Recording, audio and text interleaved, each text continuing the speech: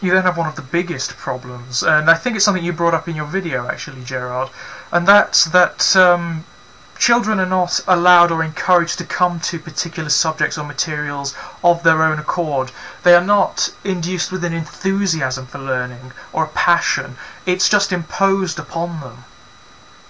And as anyone with even a rudimentary grasp of human nature knows, if you try to impose something on human beings, particularly children who are innately perverse, wonderfully so, they will react in the opposite way. They'll react with antipathy and defensism.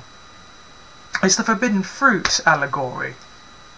Ideally, the situation would be much more subtle, where you can encourage children or inspire them with a particular enthusiasm for a subject. Or you could simply determine where their interests and their capacities lie and direct them down those particular routes, play into their strengths rather than emphasizing their weaknesses. But again, this kind of thing would require huge shift, and it would require the active dismantling of literally centuries worth of entrenched bullshit that has been accruing and accruing and accruing and accruing. Now, your specific point was with regards to creativity and how the education system actively stifles it rather than encouraging it or allowing it to grow. And I think that is absolutely true. It does. And that is simply because as a result of the nature of the system, individuality, expression and enthusiasm are stamped down. Where creativity is purportedly encouraged, i.e. within drama lessons or art lessons or creative writing lessons, it's so narrow and funneled down such particular avenues and operates within such ridiculous restrictions that it can no longer really be considered creative anymore. And woe betide you if you dare step outside those boundaries. And then we have the application of the particular tastes of those who are responsible for those lessons. And this is a story I've heard so many times and experienced myself. I loved to draw very much. I loved black and white mediums, charcoals and pencil in particular. I used to love doing tonal pieces of anything, really. I was greatly enthused by it. And I made the mistake of taking GCSE art, thinking that it would be more of a creative outlet, it would be something of a release after the relentless academia of all the other lessons I was taking. Unfortunately, it turned out to be the opposite way. I actually dreaded art more than any of my other lessons. And that is simply because of the man who took it. He was to creativity what salt is to a slug. He was just corrosive. He was a mechanician. He had very definite ideas of what art was, of what subjects constituted art, of what processes were correct and what was not. And he imposed them with an iron fist.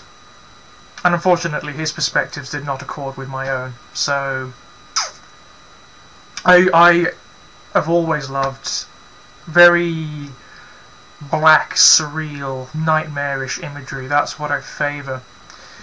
And I will never forget this. I will always remember it as something to rail against, something to spur me on to do what I want to do. He said to me once, possibly one of the worst things you could ever say to someone who is buddingly creative or whatever. He said to me, "We'll have to wean you off of this subject matter." And even back then I remember thinking, no, we won't. Because this is what enthuses me. This is what inspires me. This is what I want to record and to express.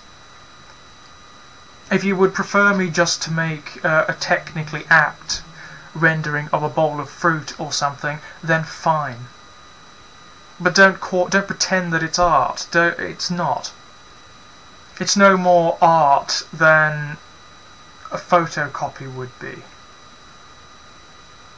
insofar as I'm concerned, because that is not what enthuses me. I would not be expressing anything other than the desire for the grade, and that's what he wanted. He had a reputation as having a fairly good grade average from his classes, and that's what he wanted to maintain. He didn't give a shit if you picked up a pencil or a paintbrush once you'd got that grade. He didn't encourage or enthuse or inspire. He was just an awful man. There were also lots of tertiary other things as well. Like, he brought his personal problems to the classroom, and he hated children as well. Why you would work in a high school when you hate children, I just do not know. Because as a result of that, I actually didn't pick up a pencil or a paintbrush or anything for at least 3 years. It wasn't really until the latter days of university where I started drawing again, and even now I find it more difficult than I did before.